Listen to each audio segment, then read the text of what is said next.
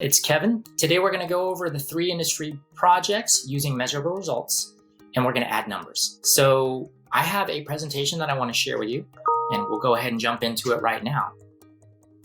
All right, here we go. First thing we're going to focus on are the major components of a resume. And the major sections that you all pretty much have are going to be experience, industry projects, skills, and education. Now, what we focus on here are going to be these 2 right here.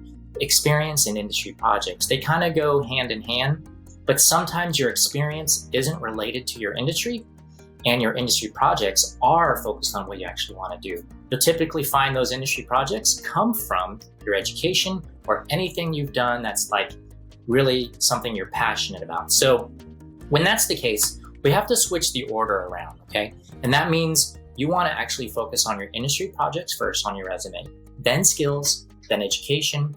And if you have non-related experience, it just goes underneath education. It's still valuable, but your 3 years working as a banker isn't going to be as relevant to the media skills you've used in an industry project. So what are some of these industry projects? Let's jump into what they are. Of course, we have coursework.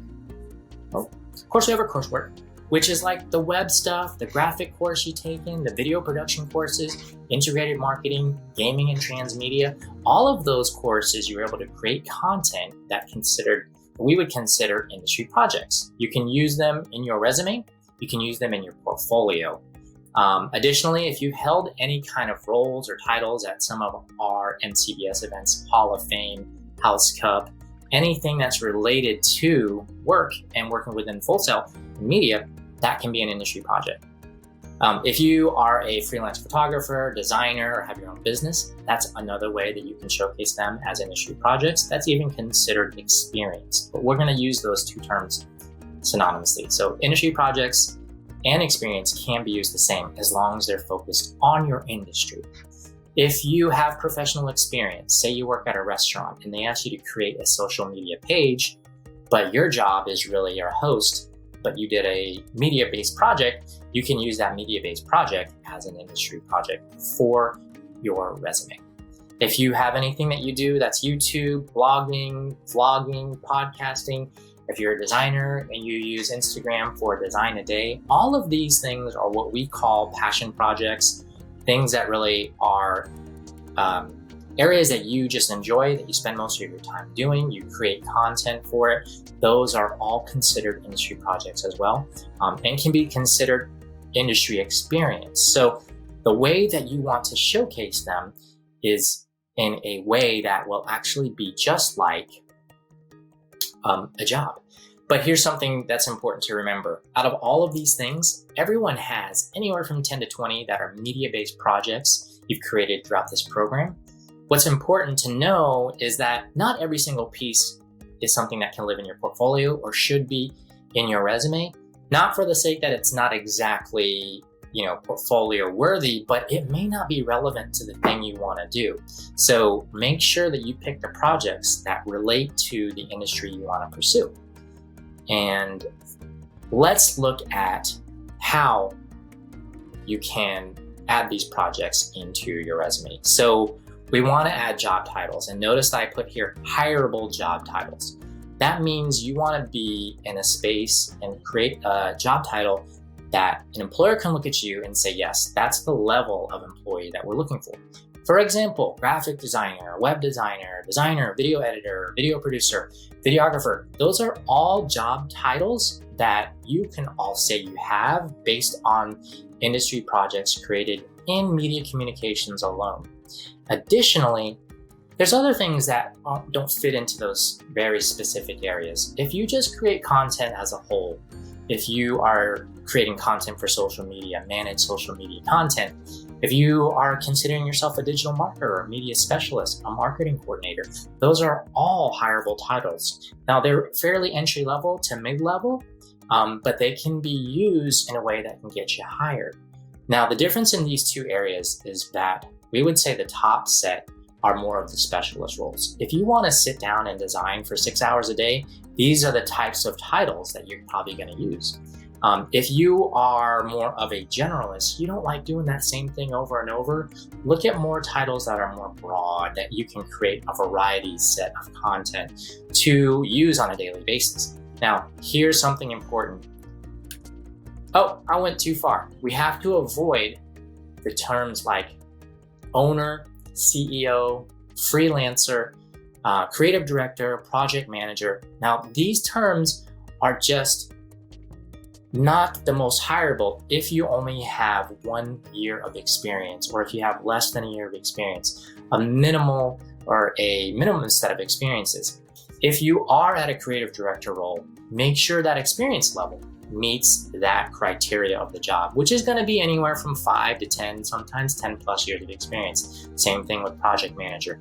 Now, we want to avoid owner and CEO because employers don't want to hire owners or CEOs unless you have CEO experience at a certain level with a certain type of organization. If you have your own business and you're calling yourself CEO, that's fine. It's helpful for you to build your business. But as you want to work for an organization, you have to be hireable to them. Now, we also want to avoid freelancer because employers want to know that you can commit to their job standards, which is typically a 40-hour work week, without committing to other stuff or freelance type of work outside of that job. So that's why we want to avoid those kind of job titles. Now, shift myself over a little bit again. How do we make industry projects into industry experience? It's pretty straightforward. Okay, we're going to take one class, right? And that class, let's say it's designed logos for graphic design course. Everyone here has done it. We're going to actually use a job title. So we're going to say graphic designer. And the name of the project, I think it was called Butterbean Farms, maybe one that you could have selected. We'll call it a mock-up since it is directed by the course. And we don't want to say it's classwork. We're going to call it mock-up because it sounds more professional in terms of presentation. And then the month and year you created that or had that particular class. You want to write about the content that you created, how you created them, and the results of it. Okay. And so I have the results underlined because that's something that we're not always going to be able to get in terms of how it was used. But there are ways we can still show quantification within it. We want to quantify the number of assets that were created, the number of merchandise mock-ups created, or even the number of drafts and revisions that were created. Okay. So I have an example. Let me shift myself a little bit. All right.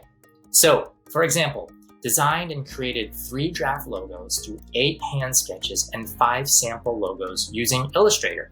So you're showing that you have design skills, you're showing the assets that have been created, and you're also showing the numbers in terms of the number of iterations that you had to go through to create all of this content. So it's a pretty simple and straightforward formula. I call it the industry project formula, okay?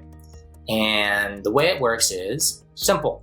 You have a hireable job title, you have the project name, we're going to call it a mock-up if it's related to school, you have a date, straightforward. You're going to have a skill plus an asset plus that result. Again, that's in brackets because we may not have that, but I will show you how you can showcase results without actually using something for a client.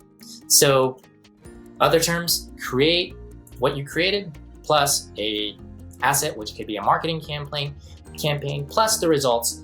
And if you don't have what it was actually used for, the result is the asset itself. And you can quantify that. So that would be a 10-page pitch proposal. Really, really simple terms, a verb plus a noun plus what happened. If you really think about how it all comes together, that's the simplest way to do it. Now I have something else to show you here too, is that keep note that the number 1 is not quantified, as it can be replaced with the word a, right? So everybody here will have a degree in media communications or a bachelor's degree, but you'd never say, well, I have 1 bachelor's degree in media communications. So the number 1 isn't going to be a quantified number that we're going to use. So why do we want to quantify things? And that's because, well, I'm going to shift myself over here. And the reason why we want to quantify things is because we want to give things context, okay? Without any of that context, we don't know what you're capable of or what the what the actual message or the purpose of the information that you're presenting is, or the purpose of the project. So for example, what are some things that we can quantify? Let's start with time. We've got money, people, production, assets, and results. Those are all things that we can use and attach numbers to. So let's go ahead and start with this. 2 years of experience in content creation for XYZ company, right? So 2 years would be the amount of time. If we look at money, maybe you managed a $5,000 budget for video production that was for a music video. For people, you manage 4 writers covering topics from social justice causes, anything like that. If you are in production-based, you can write, I wrote 500-word article on how media affects the brain in XYZ ways. For assets, same kind of thing. You're actually going to say you created a 30-second trailer to promote this particular movie. And then again, in results, you can say you increased views by 30% if you have that information. If you don't, it's going to be the asset in itself. So created a 6-page website for Real Deal Tacos. ... All right. So let's go into some sample resumes here. All right. I'm going to exit out of here. And first thing we'll do is jump into our grad's resume, JC Kalen. So first thing we're going to look at, hireable titles, right? Graphic designer, graphic designer, graphic designer. Now, one thing is I would say freelancer in here, that's not the most ideal. Definitely want to be more of a employee than a freelancer. But then we look at measurable results. The number 2 shows up here. Now, this person spelled out the number 2. It's better to use the number 2 because it's easier to see. In this case, designed 10 logos for 10 brands.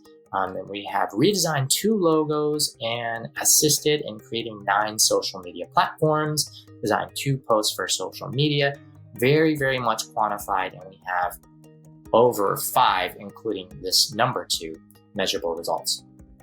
These are all samples that you'll find in FSO. Now with Katarina Vasquez, we have hireable job titles, marketing coordinator, marketing lead, marketing intern, lead market researcher. Some of these are actually job titles in themselves. And so as we go into the measurable results, we're able to attract 20% more young entrepreneurs. In this case, development of designs, 3 social media accounts, swag orders, and production. So we got more numbers in here.